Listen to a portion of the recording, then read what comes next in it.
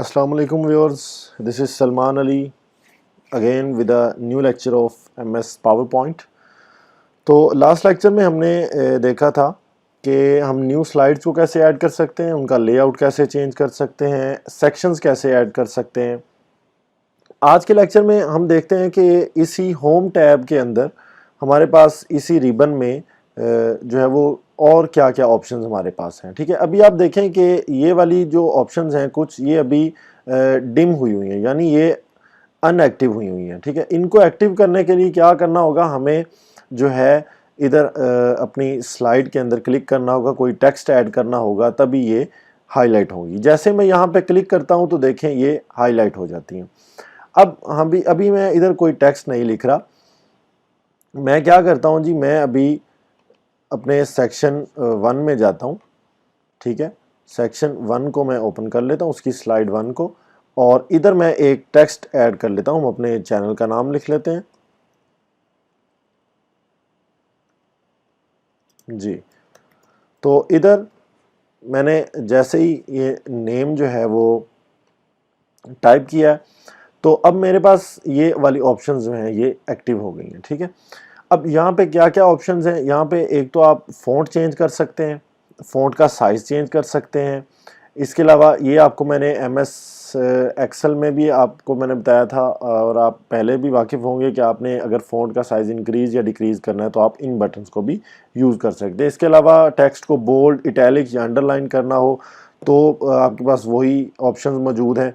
इसके अलावा ये आपके पास एक नई ऑप्शन है जिसको हम स्ट्राइक थ्रू कहते हैं। स्ट्राइक थ्रू का मतलब होता है कि अगर आपने किसी टेक्स्ट को दरमियान में से आपने देखा होगा अक्सर, ये देखें जैसे मैं इस टेक्स्ट को सिलेक्ट करके मैं इसको प्रेस करता हूँ तो ये एक वो कटिंग हो जाती है उसके ऊपर। ठीक है, तो ये स्ट्राइक थ्रू कहलाता है। इसके बाद ये आपको x की पावर 2 नज़र आ रहा है, ये सुपरस्क्रिप्ट की ऑप्शन होती है, और ये होती है सबस्क्रिप्ट की ऑप्शन, जहाँ पे x की जो वैल्यू है वो आपको नीचे नज़र आ रही है।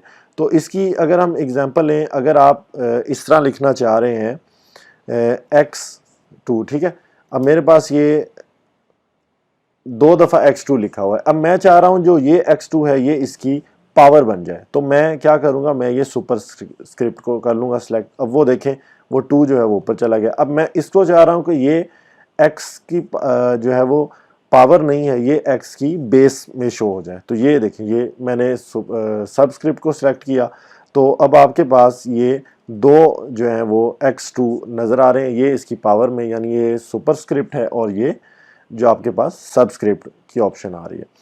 ठीक है, इसके बाद ये एक ऑप्शन है हमारे पास AV, जिसको हम बोलते हैं करैक्टर स्पेसिंग। तो करैक्टर स्पेसिंग का क्या मतलब हुआ, जैसे मैं इस मेन्यू को ओपन करता हूं तो यहाँ पे आ रहा है जी very tight, tight, normal, loose, very loose, more spacing option भी हमारे पास मौजूद होंगी, लेकिन ये बाय डिफ़ॉल्ट नॉर्मल पे होता है, तो आपने इसको नॉर्मल पे ही रखना है। वो ये होता है कि ये देखें, अगर मैं इनके दरमियान अभी आपको चेंज करके दिखाता हूँ, मैं इसको कर देता हूँ जी लूज़, तो ये देखें ये अभी थोड़ा सा जो ओपन हो गए हैं, इनके दरमियान करैक्टर्स के दरमियान जो स्पेस है। वेरी लूज़ करते हैं तो ये देखें ये और ओपन हो गए।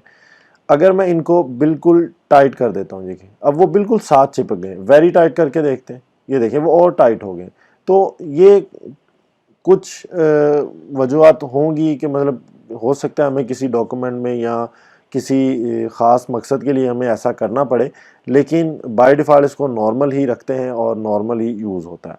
इसके बाद आपको ये एक ऑप्शन नज़र आ रही है, चेंज केस की ऑप्शन है। ठीक है, जैसे मैं इसके ऊपर एरो लेके जाता हूँ, यहाँ पे आता है जी चेंज केस। इसको अगर हम देखें तो यहाँ पे लिखा है जी sentence case, lower case, upper case, capitalise each word और टॉगल केस।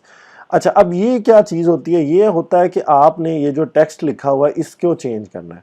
अभी हम इसको चेंज करके देखते हैं।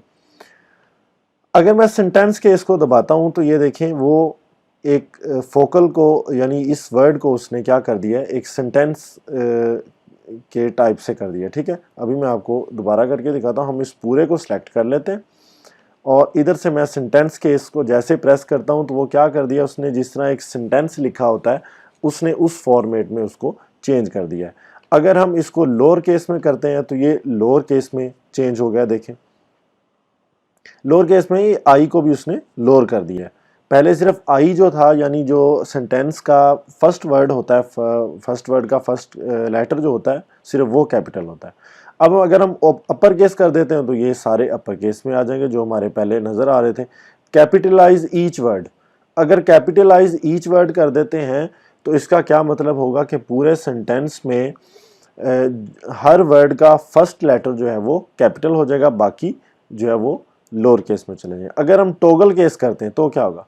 टॉगल केस में देखें कि कुछ आपको जो है वो अपनी मर्जी से वो क्या कर रहा है जी, कि जो फर्स्ट लेटर था, हर वर्ड का फर्स्ट लेटर जो है वो उसने स्मॉल यानी लोअर केस में कर दिया है, और जो बाकी लेटर हैं वो उसने कैपिटल में कर दिए, ठीक है, अपर केस में कर दिए।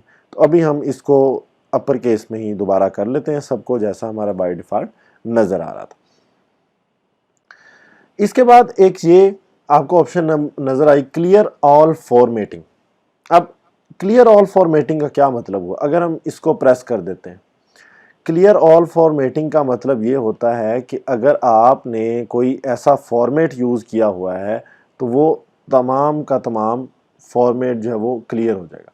अब ये देखें, जैसे ही मैं आपको दोबारा करके दिखाता हूँ। अब हमने इधर x2 के साथ जो है वो क्या किया था, हमने इनको क्या किया था, मैंने एक सबस्क्रिप्ट और एक सुपरस्क्रिप्ट में इनको चेंज किया था। अगर मैं इधर इनको सेलेक्ट करके क्लियर ऑल फॉर्मेट पे करता हूँ क्लिक, तो क्या होगा कि ये दोबारा अपनी नॉर्मल फॉर्म में वापस आ जाएंगे, यानी ये जो मैंने फॉर्मेटिंग की थी वो ख़त्म हो जाएगी। ये देखें, जैसे मैंने उस पर क्लिक किया तो ये फॉर्मेटिंग ख़त्म हो गई। अब आपके पास बाकी कुछ ऑप्शंस आती हैं इधर, वो क्या है जी कि हम इधर से बुलेट्स ऐड कर सकते हैं। अब बुलेट्स कौन से ऐड करने हैं वो आप मुख्तलिफ डिज़ाइन आपके पास मौजूद हैं। इसके अलावा नंबरिंग बुलेट्स भी हमारे पास मौजूद हैं, ABC की फॉर्म में भी मौजूद हैं। और इसके बाद आपके पास ऑप्शन आ जाती है कि ये नीचे इधर आ जाए कि आपने टेक्स्ट को अलाइनमेंट उसकी क्या रखनी है, ठीक है। अभी हमारे पास ये जो ऑप्शन नज़र आ रही है ये फर्स्ट वाली अलाइन लेफ़्ट वाली ऑप्शन है। जैसे मैं इसको क्लिक करता हूँ तो आप देखें हमारा टेक्स्ट जो है वो लेफ़्ट पे चला गया। अगर मैं ये दरमियान वाले को करता हूँ, ये है जी सेंटर टेक्स्ट, तो हमारा टेक्स्ट जो है वो सेंटर में आ जाएगा। अगर ये अलाइन राइट पे करता हूँ, राइट पे चला जाएगा। अब ये जो लास्ट वाला होता है ये होता है जस्टिफाई टेक्स्ट।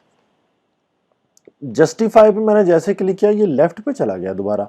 जस्टिफाई का मतलब ये होता है कि अगर आपने एक पूरा पैराग्राफ लिखा हुआ है तो पैराग्राफ को लेफ़्ट राइट से प्रॉपर वो फॉर्मेट करके एक बॉक्स की शक्ल में आपको वो शो करवा देता है। तो वो लेफ़्ट साइड से भी एक लेफ़्ट और राइट साइड से दोनों साइड से वो सेम स्पेस जो है वो रिमूव करेगा, या हम ये कह सकते हैं कि उसकी राइट और लेफ़्ट से जो मार्जिन है वो सेम होता है। इसके बाद एक ये ऑप्शन हमारे पास नज़र आ रही है जिसको हम टेक्स्ट डायरेक्शन बोलते हैं। इसको अगर हम ओपन करें तो इसमें देखेंगे कि अभी हमारा जो टेक्स्ट है वो हॉरिजेंटल लिखा हुआ है, यानी नॉर्मल मोड में लिखा हुआ है। अगर हम इसको रोटेट ऑल टेक्स्ट को 90 पे करना चाह रहे हैं हम कर सकते हैं, 270 पे भी कर सकते हैं और स्टैक्ड में भी कर सकते हैं। हम स्टैक्ड को करके देखते हैं क्या होता है। ये देखें स्टैक में उसने क्या किया जी, अब वो हमें कुछ उसने क्या कह सकते हैं जी कि हल्ला गुल्ला सा मचा दिया उसके अंदर, ठीक है। अगर हम इसी को जो है वो 270 पे करते हैं तो वो इस तरह हो जाएगा, 90 पे करते हैं तो वो जी इसी तरह हो जाएगा, और लेकिन हम इसको हॉरिजेंटल ही रहने देते हैं। तो इस तरह आप टेक्स्ट की डायरेक्शन जो है वो चेंज कर सकते हैं। इसके बाद एक ये ऑप्शन हमें नज़र आ रही है जिसको हम अलाइन टेक्स्ट बोलते हैं। अब अभी हमने देखा था कि ये भी तो हम टेक्स्ट को अलाइन कर रहे थे, ये एक हमारे पास एक अलहदा से ऑप्शन आती है। अभी हमारा जो टेक्स्ट है ये बॉटम पे है, वो थी हमारी राइट सेंटर और लेफ्ट के लिए। अब हमने टॉप मिडल और बॉटम के बारे में बात करनी। अगर मैं टॉप पे क्लिक करता हूँ तो मेरा टेक्स्ट जो है ये इस एरिया के अंदर अंदर टॉप में चला जाएगा। अगर मैं चाह रहा हूँ कि इसको मिडल में ले आऊँ, ये मिडल में आ जाएगा। बाय डिफ़ॉल्ट ये बॉटम पे था तो ये बॉटम पे रहेगा। चलें हम इसको मिडल में ले आते हैं कि उधर ये अच्छा लगेगा। अब नेक्स्ट हमारे पास ये ऊपर आपको एक ऑप्शन नज़र आ रही होगी लाइन स्पेसिंग की। लाइन स्पेसिंग जो है वो हमारे पास क्या जी 1.0 ये कुछ वैल्यूज़ दी हैं। लाइन स्पेसिंग का मतलब ये होता है कि अगर आपने कुछ लाइंस लिखी हुई हैं, जैसे मैं इसी तरह दोबारा इसी को लिख लेता हूँ ताकि आपको अच्छे से समझ आ जाए। अब ये दो लाइंस हैं मेरे पास, तो इन दो लाइंस के दरमियान अगर मैं स्पेस जो है वो कम या ज़्यादा करना चाह रहा हूँ, तो अभी हम देखते हैं वो कैसे होगी। अगर मैं इसको पकड़ के ओपन करके मैं 3.0 पर क्लिक करता हूँ, तो ये देखें, आप देखें कि उनके दरमियान कितनी स्पेस जो है वो बढ़ गई है। लेकिन इसको आप बाय डिफ़ॉल्ट ये जितनी होती है उतना उतना ही इसको आप रहने दें, वो जो है ज़्यादा अच्छा लगता है। इसके बाद ये है जी हमारे पास ऐड और रिमूव कॉलम्स की ऑप्शन। इसको अगर मैं ओपन करता हूँ तो इसमें क्या है जी, 1 कॉलम, 2 कॉलम और 3 कॉलम। 1 कॉलम पे अभी ये शो हो रहा है, अगर मैं इसको 2 कॉलम पे कर देता हूँ तो ये देखें, ये इधर शो हो गया, ये इधर शो हो गया। अब अगर अक्सर आपने न्यूज़पेपर पे देखा होगा कि आपके पास इधर भी आपके पास शो हो रहे होते हैं और कुछ टेक्स्ट आपके पास इधर शो हो रहा होता है। अगर मैं इसको 3 कॉलम में करता हूँ तो ये देखें 1, 2 और ये इधर मेरा 3 कॉलम है। अगर मैं दोबारा इसको आपको करके दिखाता हूँ, ठहरे, हम जो है वो इसी को कॉपी करके हम थर्ड टाइम भी इसी को लिख लेते हैं। अब मैं आपको ये करके दिखाता हूँ 3 कॉलम में। ये देखें, ये मेरे पास 3 कॉलम्स में जो है वो शो हो गया। ठीक है, तो इसके बाद ये हमारे पास कन्वर्ट टू स्मार्ट आर्ट की एक ऑप्शन होती है।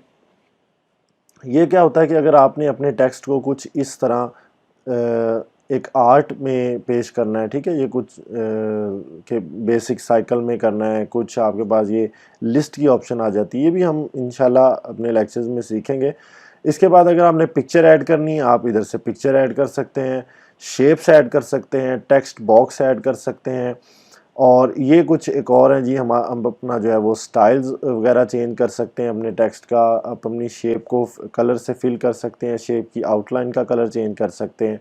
तो ये थी हमारी होम टैब की जो इंफॉर्मेशन थी, होम टैब के फीचर्स थे कि हम होम टैब्स में क्या क्या जो है वो फीचर्स हमें मिलते हैं, होम टैब से हम क्या क्या कर सकते हैं।